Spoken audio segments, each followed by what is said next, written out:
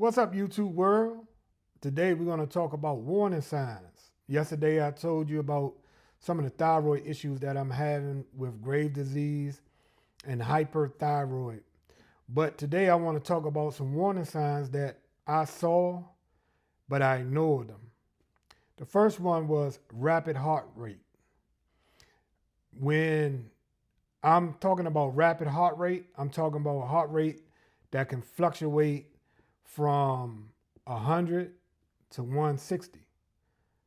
And it can even go down to 94 up to like 120. So it'll fluctuate.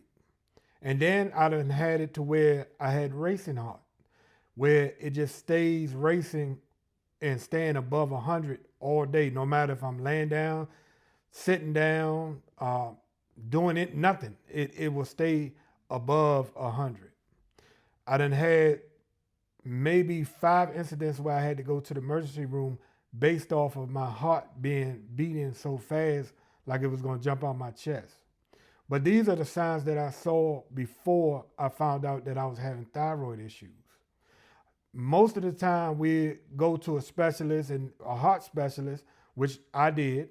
I got cleared 3 times, for having, a perfect heart. When I go there, because they're gonna make your appointment 1-2 months out, they're not gonna do it right when you're having your symptoms. So they're not gonna know. Once you do your stress test, that's you're never gonna call a facility that does stress testing and they're gonna say, oh yeah, come tomorrow. No, they're gonna come 2-3 weeks later. By that time, if you got Graves' disease or hyperthyroid, your symptoms done cleared up. Because normally it takes, again, about a week or 2 weeks for it to clear. Now, if you're eating the wrong foods or you having the same stress every day, it might never clear up. You might have them symptoms for months and months and months. That's why I always suggest you try to eat the same foods every day. No matter what you're doing, try to eat at least 2 meals that are the same. Also, another thing too that I would say that I had warning signs, I try to intermittent fast. So what I was doing was I wouldn't eat breakfast in the morning. So I'll stop eating around 4 and maybe start eating around 12. Now, intermittent fasting is good for like inflammation. But if you're going through thyroid issues or you got Graves' disease, your body, when it's fasting, it stresses itself. Stress brings on your symptoms. So that's one sign that I noticed when I used to fast, and I'm thinking, oh yeah, it's because of fasting. No, it's more so that my body was screaming, oh, we feel uncomfortable. We feel stressed out. So food is a comfort thing. We eat, to survive, but it's also a comfort. That's why when people say, oh, I've been stressed out, I gained some weight, because eating food can comfort, your stress. It can bring your stress levels down a little bit more. Another telltale sign that I was having was my skin kept getting dry. I never had any issues with dry skin or oily skin. My skin just stayed, pretty much, I call it regular skin. I didn't need to put lotion on or anything like that. But once I started having thyroid issues, I started noticing that I had to put lotion on more and more. And bar soap, if I use fragrance bar soap, now it could be me. And like I said, when I'm talking these topics, I'm talking about what I experience. And, you can leave it in the comment what you experience. But what I experienced, if I use bar soap and it had a lot of perfume or fragrance in it, and I put it on my skin, it was almost like my body was absorbing it. So like, instead of just taking a shower and getting out the shower, it was almost like the fragrance was going like in my system. It might sound funny, but that's what it was. Like I can take a bath and use like, I'm just gonna throw out like Irish Spring, even though I don't use Irish Spring, but I'm just saying I can taste Irish Spring in my mouth all day long. I never had that issue. That's like my body was absorbing the fragrance of the soap. So now I wash my clothes in unscented. I also use unscented soap. I use Dove unscented. I'm not promoting them, but that's what I use. Also, another thing too you'll notice is with toothpaste. Sometimes certain toothpaste, depending on what it is, you'll start getting mouth irritations as far as like the tingling in your mouth and all that. And then you're thinking like it's bad toothpaste, but it's not. It's that, with my thyroid issues, it like affects that. For some reason, I don't know. Another telltale sign that I'll speak on is hair loss. You're gonna lose hair and you're gonna gain hair. I never had hair on my legs my whole life. I got more hair on my legs now than I do on my head, almost. I'm growing hair. Like I never had issues with hair on my legs. I never been a hairy person, as far as my legs and my arms go. I got some hair on my chest and stuff like that, but I never really had hair on my legs. So that's something that I noticed that, with my thyroid issues was starting to increase. But now as my hair on my legs was growing, not crazy like, wolf man or nothing like that, but just, I started seeing hair. I never seen that. As that was doing that, I started thinning on my edges. I know the young ladies out there or, women out there, how y'all feel about your edges, but my edges will come and go. And it wasn't something that, I woke up one morning and my hair fell out. I don't want to say it like that because that would give people, a narrative that, that, oh, your hair gonna fall out. No, but you'll notice that your hair is gonna start thinning.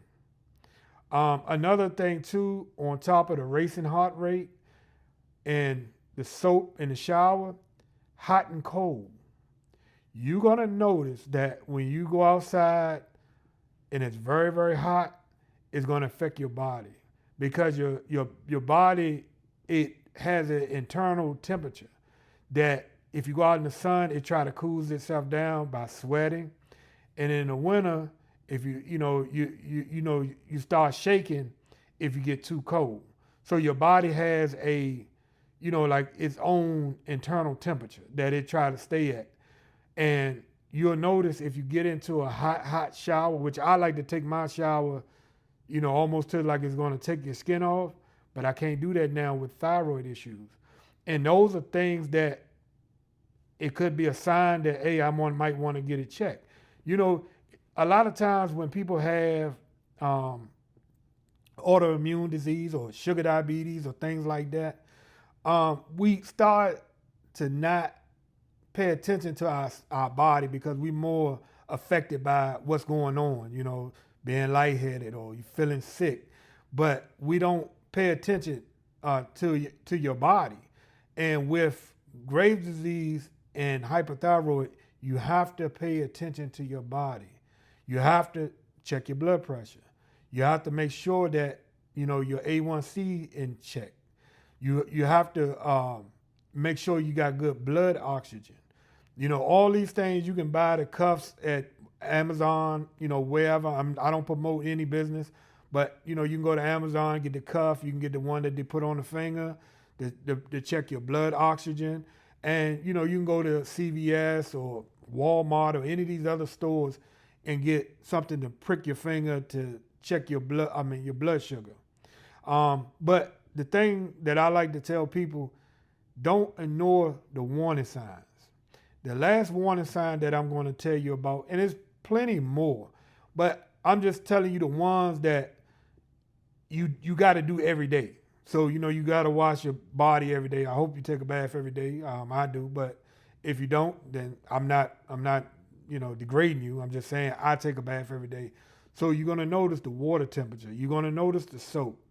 You're going to notice your heart rate because if you do any type of physical activity, you go outside, even if you don't. Like I'm sitting in a chair right now, but if I'm sitting in this chair and my heart is racing like somebody scared me, then that's a cause to go to the emergency room.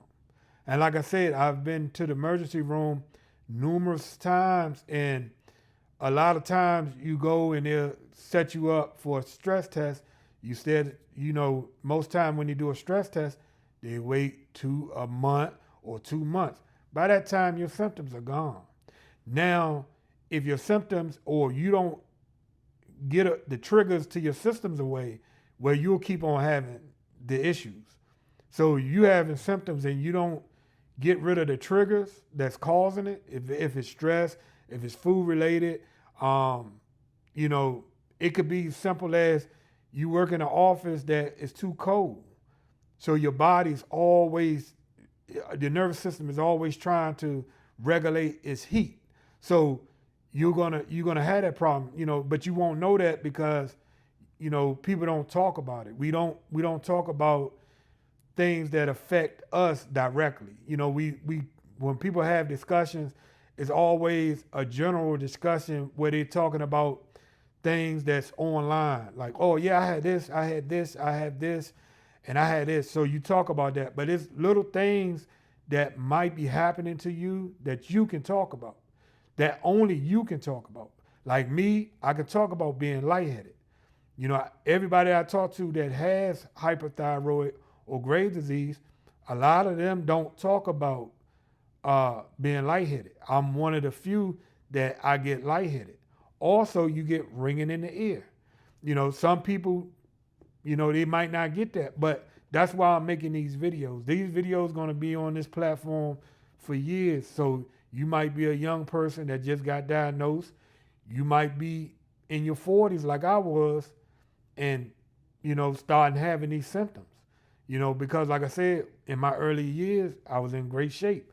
I didn't have these symptoms. I always was an athletic type person that did athletic type things. But my last warning is food. And the reason I'm bringing up food, you might like eggs. If you wake up one morning, you can't stop eating, you're not able to eat eggs anymore. The first thing I'm going to tell you, and if you can afford it, go to a gut specialist. The reason I say go to a gut specialist, you want to see why you stopped eating eggs.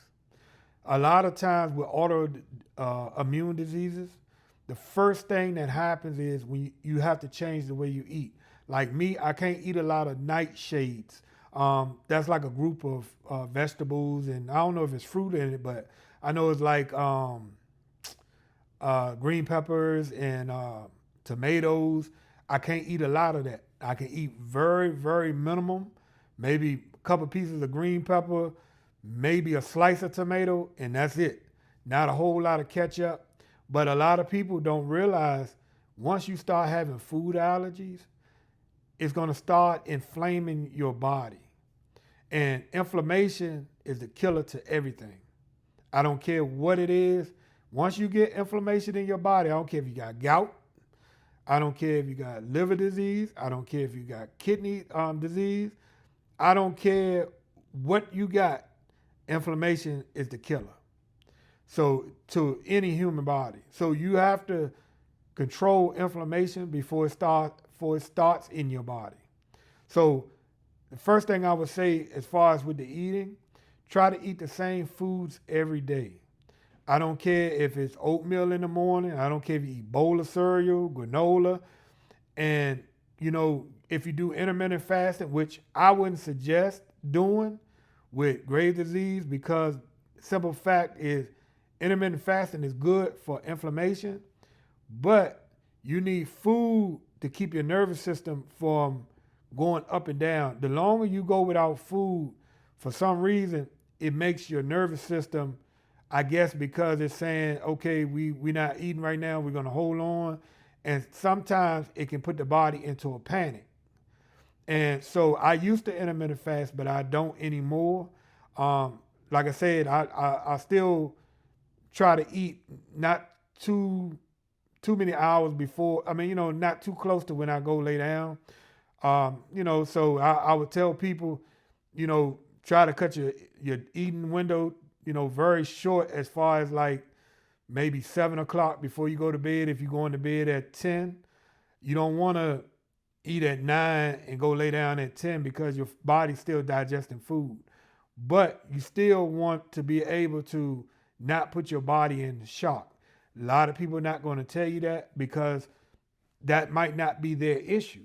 With me, I noticed, because of trial and error, I eat the same foods every day at the same time every day. So I know what causes my body to do what. And I can tell right away if I have 5 chocolate chip cookies and I get them from Safeway, or if I have 5 chocolate chip cookies and I get them from Food Line. I can tell the difference from the Subway or Safeway or Food Line. I can tell the difference because of the sugar content. And that's how in tune you got to be with your body to keep you feeling better every day. But those are some warning signs and tips, and there's a lot more. And I just gave you a brief, quick look into some of the warning signs that I started to experience, and I didn't go get help right away. Because I'll tell you this, and I'll leave you with this. If you start having autoimmune disease problems, again, hyperthyroid or Graves' disease, or even G6PD, there's a couple more that you can have. If you let them get too far gone, it starts messing with your nervous system. And you with your nervous system being messed up, that's when anxiety creep in. That's when inflammation kick in. That's when you start getting the puffiness around your face. You can wake up in the morning, and if you can see veins in your feet like I can, you'll start seeing your feet is getting puffy. That's saying that you have inflammation and also bad circulation. But that's my day's video. If you got any comments, or you got any suggestions of what you do with your Graves' disease, or even any thyroid issue, so that we can grow this community, so that everybody can talk to one another. And like I said, I don't recommend any drugs. I don't talk about any vitamins or supplements. So this channel is not based off of that. This channel is based off of symptoms and what you do for your symptoms. Now, if you take vitamin D and that helps you, put it in the comment section, but me being the person who's talking, I cannot suggest you any medication or any vitamins or anything like that. And always talk to your doctor or any care provider that you deal with to get consultation about what you need to do. But if you have it, you just got diagnosed with it, or you think you got it, these are some of the tips that I can tell you, especially eating window and what you eat every day. And like I say, you can have snacks, but wait till a day after before you assume that the snack is okay. Because sometimes you can have a snack today, it only going to affect you tomorrow. But if you eat it tomorrow, it's like keep on going down. So if you feel bad tomorrow, but you ate the snack again, the next day you're going to feel worse. Then the next day you're going to feel worse. So you got to get your body to where you know what you're putting in it. It could be fruit. It could be anything. It might not agree with you. But that's my video for today. If you like this video, please like, share, and subscribe. And send this link to a friend. Y'all have a wonderful day.